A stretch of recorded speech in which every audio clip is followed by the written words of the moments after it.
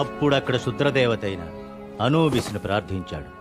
అనూబిస్ అతని ప్రాణాలు కాపాడి అతని శత్రువులపై విజయం సాధించేలా అనుగ్రహిస్తే ఆ ప్రదేశంలో అద్భుతమైన అపూర్వమైన ఒక పెద్ద బంగారు పిరమిడ్ని నిర్మిస్తానని, ఆత్మ బలిదానం చేస్తానని మొక్కుకుంటాడు. అనూబిస్ అతని మొర ఆలకించి అతన్ని బ్రతికిస్తాడు.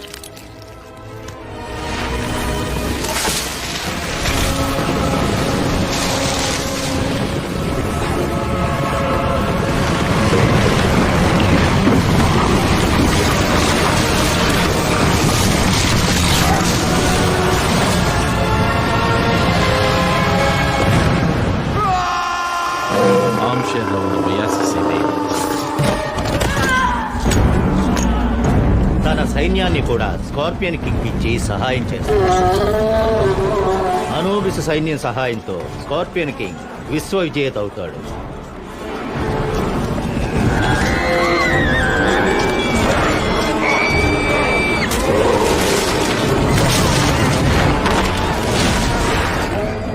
యుద్ధం పూర్తయ్యాక అనూబిస్ స్కార్పియన్ కింగ్ ప్రాణాలు తీసుకుంటాడు.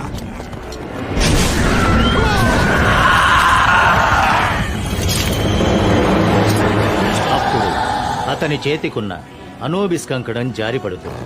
అనూబిస్ సైన్యం కూడా ఎడారి గర్భంలో 5000 సంవత్సరాల తరువాత స్కార్పియన్ కింగ్, అనూబిస్ సైన్యం మళ్లీ వస్తారని ఒక నమ్మకం. ఈజిప్ట్ 19